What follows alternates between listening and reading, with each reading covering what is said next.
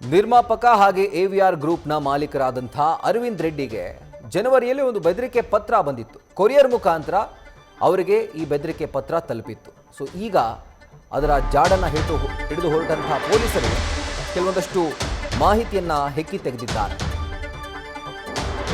ರೆಡ್ಡಿ ವಿರುದ್ಧ ಕಿರುಕುಳ ದೂರು ನೀಡಿದಂಥ ನಟಿಯ ಗೆಳೆಯ ಒಂದು ಪ್ರಕರಣಕ್ಕೆ ಸಂಬಂಧಪಟ್ಟಂತೆ ಅರೆಸ್ಟ್ ಆಗಿದ್ದ.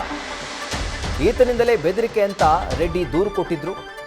ನಟಿ ಮನೆಯಲ್ಲಿ ಆರೋಪಿ ವೈಶಾಖ್ನನ್ನ ಪೊಲೀಸರು ಅರೆಸ್ಟ್ ಮಾಡಿದ್ದಾರೆ.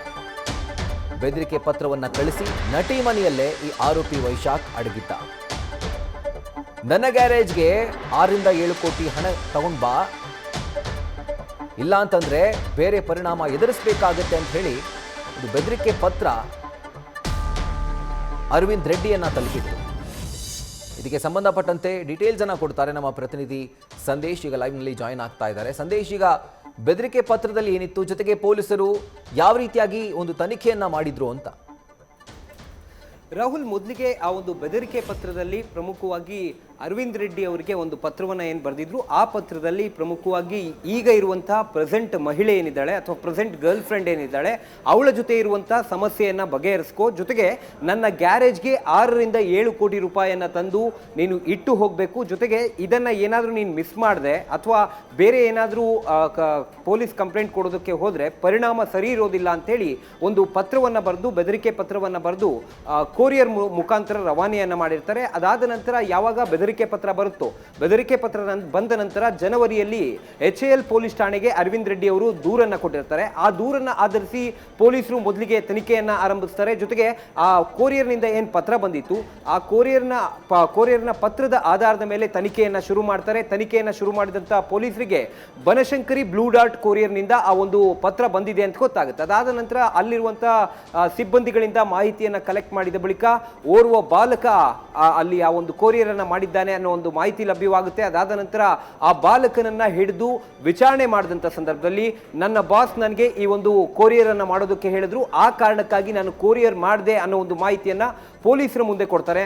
ಅದಾದ ನಂತರ ಪೊಲೀಸರು ಬಾಸ್ ಯಾರು ಅನ್ನೋದ್ರ ಕುರಿತಂತೆ ಇಂಟ್ರಾಗೇಷನ್ ಅನ್ನ ಮಾಡಿ ನಂತರ ಕೃಷಿ ತಾಪಂಡ ಅವರ ಗೆಳೆಯ ವೈಶಾಖ್ ಅವರನ್ನ ಬಂಧನ ಮಾಡ್ತಾರೆ. ಯಾಕಂದ್ರೆ ಆತನೇ ಈ ಒಂದು ಬೆದರಿಕೆ ಪತ್ರವನ್ನು ಬರೆದಿದ್ದ. ಅದು ಕೂಡ ಪ್ರಮುಖವಾಗಿ ಕೃಷಿ ತಾಪಂಡ ಅವರು ಅರವಿಂದ್ ರೆಡ್ಡಿ ವಿರುದ್ಧ ಕೊಟ್ಟಿದ್ದಂತಹ ದೂರಿನ ಆಧಾರದ ಮೇಲೆ ಅಥವಾ ಆ ದೂರಿಗೆ ಸಂಬಂಧಪಟ್ಟಂತೆ ಬೆದರಿಕೆ ಪತ್ರವನ್ನು ಬರೆದಿದ್ದ ಅನ್ನೋ ಮಾಹಿತಿ ಲಭ್ಯವಾಗ್ತಾ ಇದೆ. ಯಾಕಂದ್ರೆ ಆ ಬೆದರಿಕೆ ಪತ್ರ ಕಂಪ್ಲೀಟ್ 1 ಪೇಜ್ ಇದ್ದಿದ್ರಿಂದ, 1 ಪುಟ ಇದ್ದಿದ್ರಿಂದ ಅದರಲ್ಲಿ ಸಾಕಷ್ಟು ಡೀಟೇಲ್ಸ್ ಅನ್ನ ಕೂಡ ಮೆನ್ಷನ್ ಮಾಡಿರ್ತಾನೆ. ಹಾಗಾಗಿ ಅದೇ ಕಾರಣಕ್ಕೆ ಈ ಒಂದು ಪತ್ರವನ್ನು ಬರೆದಿದ್ದ ಅನ್ನೋ ಒಂದು ಮಾಹಿತಿ ಲಭ್ಯವಾಗುತ್ತೆ. ಅದಾದ ನಂತರ ವೈಶಾಖ್ನನ್ನ ಹುಡುಕಾಟ ನಡೆಸ್ತಿದ್ದಂತಹ ಸಂದರ್ಭದಲ್ಲಿ ಆತ ಕೃಷಿ ತಾಪಂಡ ಅವರ ಮನೆಯಲ್ಲೇ, ಅಂದ್ರೆ ಈ ಒಂದು ಬೆದರಿಕೆ ಪತ್ರವನ್ನು ಬರೆದು ಅದಾದ ನಂತರ ಕೃಷಿ ಅವರ ಮನೆಯಲ್ಲೇ ಆತ ಹೋಗಿ ಅಬ್ಸ್ಕ್ಯಾಂಡ್ ಆಗಿರ್ತಾನೆ. ಅದಾದ ನಂತರ ಪೊಲೀಸರಿಗೆ ಮಾಹಿತಿ ಲಭ್ಯವಾಗುತ್ತೆ.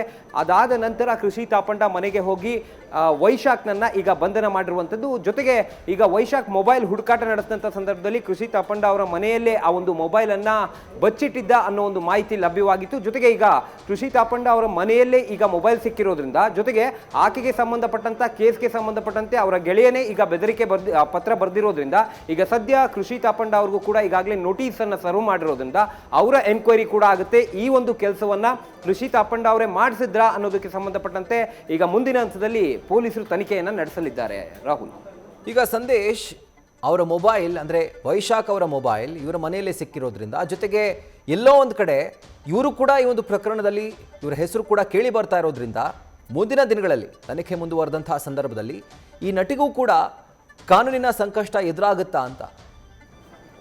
ರಾಹುಲ್, ಈಗ ಸದ್ಯ ಪೊಲೀಸರು ತನಿಖೆಯನ್ನು ಮಾಡಿ ವೈಶಾಖ್ನ ಇಂಟ್ರಾಗೇಷನ್ ಮಾಡ್ತಾ ಇದ್ದಾರೆ. ಜೊತೆಗೆ ಅವರನ್ನ ಈಗ ಅರೆಸ್ಟ್ ಮಾಡಿದ ನಂತರ, ಅಂದ್ರೆ ಅವರನ್ನ ಅರೆಸ್ಟ್ ಮಾಡಿದ ಬಳಿಕ ಕಸ್ಟಡಿಗೆ ತೆಗೆದುಕೊಂಡು ಅವರ ವಿಚಾರಣೆಯನ್ನು ಕೂಡ ಮಾಡಿದ್ದಾರೆ. ವಿಚಾರಣೆ ವೇಳೆ ಅಥವಾ ತನಿಖೆ ಸಂದರ್ಭದಲ್ಲಿ ಸಪೋಸ್ ಏನಾದರೂ ಕೃಷಿ ತಾಪಂಡ ಅವರ ಪಾತ್ರ ಇದರಲ್ಲಿ ಇದೆ ಅಥವಾ ಬೆದರಿಕೆ ಪತ್ರವನ್ನು ಬರೆಯೋದಕ್ಕೆ ಕೃಷಿ ತಾಪಂಡ ಅವರೇ ಹೇಳ್ಕೊಟ್ರು ಅಥವಾ ಒಂದು ಸುಪಾರಿಯನ್ನು ಕೊಟ್ಟರು ಅನ್ನೋದಾದ್ರೆ ಅವರನ್ನು ಕೂಡ ಈ ಒಂದು ಕೇಸ್ನಲ್ಲಿ ಅರೆಸ್ಟ್ ಮಾಡಬಹುದು. ಆದರೆ ಈಗ ಸದ್ಯ ಈ ಒಂದು ಕೇಸ್ಗೆ ಸಂಬಂಧಪಟ್ಟಂತೆ ವೈಶಾಖ್ ಪರ ವಕೀಲರು ಕೂಡ ಹೈಕೋರ್ಟ್ಗೆ ಒಂದು ಸ್ಟೇ ಅರ್ಜಿಯನ್ನು ಸಲ್ಲಿಸಿ ಅಲ್ಲಿ ತಡೆಯನ್ನು ತಂದಿದ್ದಾರೆ. ಅಂದ್ರೆ ಒಂದು ತನಿಖೆಗೆ ತಡೆಯನ್ನು ತಂದಿರೋದ್ರಿಂದ ಮುಂದಿನ ಹಂತದಲ್ಲಿ ಆ ಸ್ಟೇಯನ್ನು ವೆಕೆಟ್ ಮಾಡಿಸಿ ಅದಾದ ನಂತರ ಇನ್ವೆಸ್ಟಿಗೇಷನ್ ಅನ್ನು ಮಾಡಬೇಕಾಗುತ್ತೆ. ಸದ್ಯದ ಮಟ್ಟಿಗೆ ಈ ಒಂದು ಕೇಸನ್ನು ಇವತ್ತು ಕೋರ್ಟ್ಗೆ ಅರ್ಜಿ ಸಲ್ಲಿಸಿ, ಅಂದ್ರೆ ಹೈಕೋರ್ಟ್ಗೆ ಅರ್ಜಿ ಸಲ್ಲಿಸಿ ಈ ಒಂದು ತನಿಖೆಗೆ ಸ್ಟೇ ಅನ್ನು ತಂದಿದ್ದಾರೆ. Rahul, right Sandesh, thank you ಡೀಟೇಲ್ಸ್ಗೆ. ನ್ಯೂಸ್ ಫಸ್ಟ್ ನಿರ್ಭೀತಿಯಿಂದ ನಿಮ್ಮ ಪರವಾಗಿ.